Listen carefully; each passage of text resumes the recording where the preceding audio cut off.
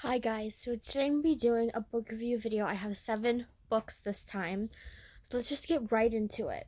So this book, it doesn't really have a cover on it. I don't know whatever happened to the cover. I don't know if it came like this when I got the book, 'cause I've had this book for a really long time. It is a Harlequin book, and this is a really good book. It's called The Long Shadow. It's by Jane Donnelly. This is what it looks like, and this is what the side of it looks like. Um, it's about this woman who she wants to help save her family's kind of estate type of thing, and she meets this author man. And the book I thought was like, when I first started, it takes place in England, and the book I thought it was like, it was just okay in the beginning, but then it got better, where there was this part in the book where um there's part in the book where she's a woman who doesn't keep just one man type of thing. Like, she has all different guys for all different types of days and stuff. And this one day she was telling this author man, who actually is um keeping the house for them, kind of, where like he wants to stay there and he'll pay rent for it and stuff like that.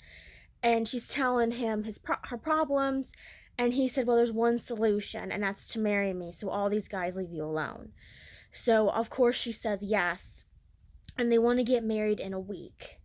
And when the day of the wedding happens, and she's starting to get second guesses, and I don't want to give anything away, but it ended on a good note. This book, it wasn't that many. It was only 9 pages, 9 chapters, and only 189 pages. So it was a really small book, but the chapters were long in it, and I liked it. I thought it was kind of good. Some of the parts in the book, I feel like there wasn't really, like, it was just an extra thing in the book, like about her brother, um, and stuff. And that was her brother's friend, the author, playwright man. This book is a book that I read books, I think, similar. I think I read a book just by this author like a while ago, and it was like about candle making, and this one is about soap making. It's a soap making mystery. It's A Poor Way to Die. It's by Tim Myers.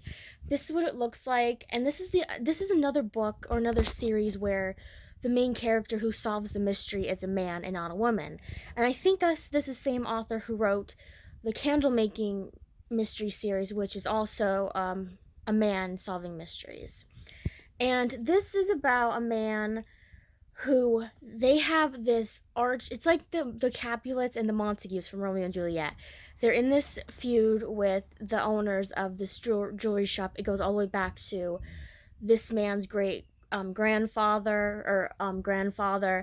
And here what happens is the guy dies in the tub with one of his soaps, because they own um a soap store where they make soaps and everything, and the other man owns a jewelry store. And it all takes place over something about their parking lot. And he has to, the main character, his name is Ben, he has to figure out what happened and why. And it was a nice book. I really liked it. The character who did the whole entire thing was really shocking to me, but it was a nice book. I really enjoyed it. This is another mystery book a mystery series that I really love. It's probably in like my top 5 mysteries that I like to read. This is called Shoots to Kill. It's a flower shop mystery. It's by Kate Collins, and I just love the main character, Abby. She is like a sass master. Like, it is so funny. Her family is so funny. It's just like a really funny book. It's about this woman who comes to town that Abby used to babysit, and she is trying to copy Abby in every way.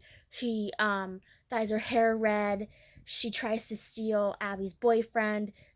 Her mother buys her the shop where she makes it look almost exactly like Abby's flower shop. And her this woman's brother is this guy who likes army things and likes to do army games and stuff like that. And he is just really like weird, and you'll find out in the book why he's weird. And their mother ends up dies, and her body was found in the next to the garbage bins where Abby's flower shop is. So everybody thinks she did it because this other woman is starting to look like her and stuff like that. And she has to figure out who did it and why to clear up if this other woman, Libby, that's the one that is trying to look like Abby, did it, or if it was somebody else or whatever.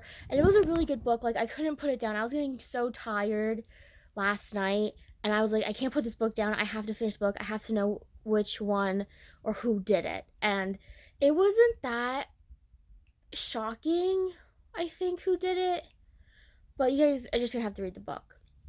So this book is a book that, if you know Ira Levin, I don't know if that's a, I don't know if, wait, hold on. It's in the back of the book. No. I was going to say, I don't know if Ira Levin is a man or a woman, but they wrote The Rosemary's Baby. They wrote The Boys in Brazil. He wrote this book, or she wrote this book. It's called This Perfect Day. It's by Ira Levin, and this is what it looks like. It's basically a book that kind of takes place like in the future, and it's about this futuristic society where they don't think for themselves. This computer does everything for them. This computer knows what they're going to be when they grow up. It knows how many children they're going to have. It knows the gender of the children. It knows who they're going to marry. Everything like that. And this one day, the main character's grandpa decides to, and the other thing is everything is in numbers. So it's kind of confusing because they're not supposed to have real names. They're supposed to have like these weird names where there's numbers involved in it. But they all call each other by their like names that they gave themselves, I guess. And the continents are separated where it's like USA, and then it's like a couple numbers, and they do like Europe is like EUR with a couple numbers and stuff like that. They don't just call it Europe. And here, he's like, I think his grandfather is trying to get him to think outside of this box, and is trying to tell him, what do you want? And he's like, I don't know what I want. The computer knows what I want. That type of thing. And he ends up going on this journey where he wants to find these people called the Uncurables. And these are people that, I guess it was people that didn't ever get into the society that they're in now, I guess. And they live on these islands where the only person that knows about them is this computer.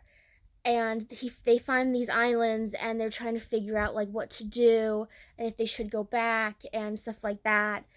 And it was just this weird, creepy, like in all of like, where they do like weird scientific things where computers are the people that are the things that are controlling everybody and knowing what they're gonna do and stuff. It's just really weird. It's just a really weird thing, but I really liked it and stuff. And then they go back, and they have to come up with a plan to figure out if they want to stay there and be like whoever, or if they want to get rid of the supercomputer and let everybody think for themselves again.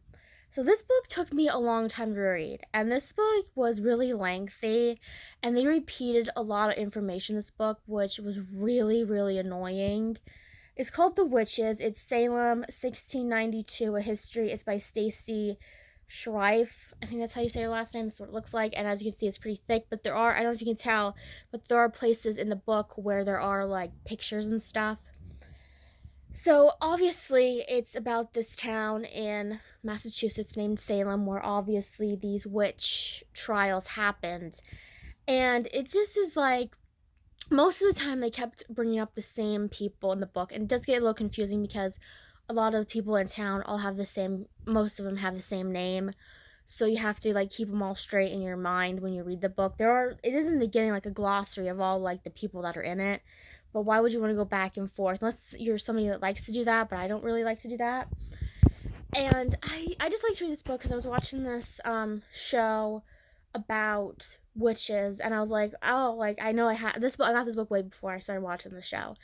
And I thought, oh, and it is, and it takes place like what it's detailed about the Salem trials and stuff. And it was okay, this book. It was just like, it was really, really lengthy, and it would go from one thing, it would stop talking about one thing. It didn't really, I mean, it didn't really flow as good as I wanted it to. And it went from like one thing, and then it would go back in time to when this happened to whoever, and then when they added a new character in, they started talking about, oh, this is why she was considered to be one, because she lived this way or mumbled to herself or whatever.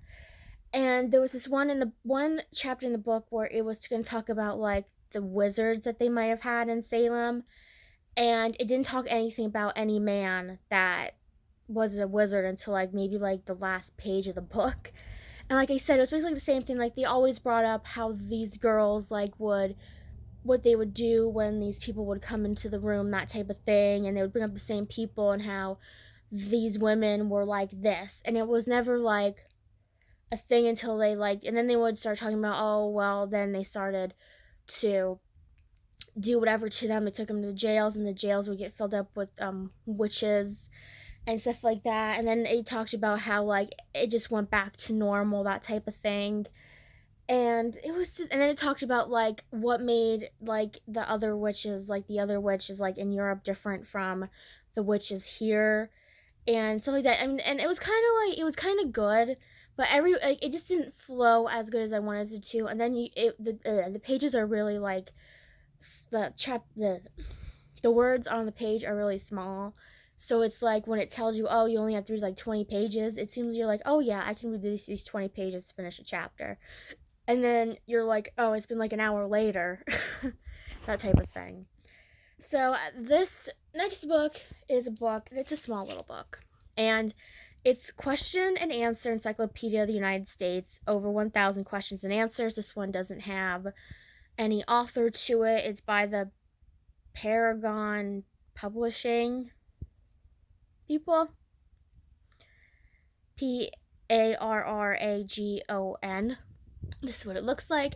And basically it's this question book of different things. It starts out with just the states. It talks about like how did the state get its name, what's the highest point in this state, what's the lowest point in this state, who are the people that were famous from this state, that type of thing. And it goes all the way up to, I think, don't really know, you see, to, it just says early listening. I guess that's, great inventors. It goes up to great inventors, and it talks about some of like the wars that were in the States and stuff like that. But it's a nice little book, and I think like it would be easy for like, it would be nice for like a project in school.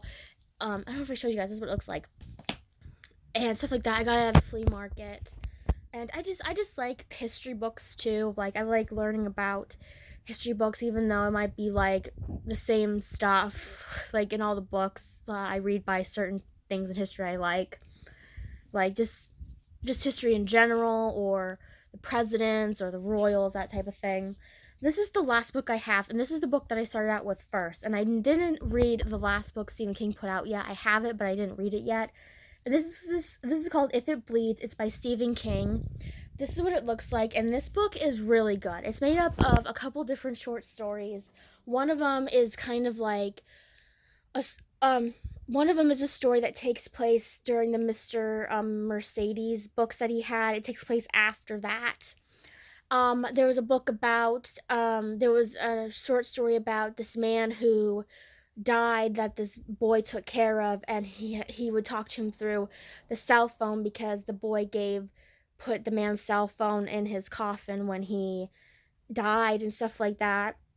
There was one about this man goes to the cabin to write this book, and there's this rat who gives him a wish, but in order for his wish to come true, somebody has to die, that type of thing. It's like the monkey's paw story, if you ever read that or know the summary behind that. And it was just a good book. I really liked it. I'm gonna keep it. I'm gonna put it all with all my other Stephen King books I have. So see you guys next time with another video, and hope you guys have a wonderful day.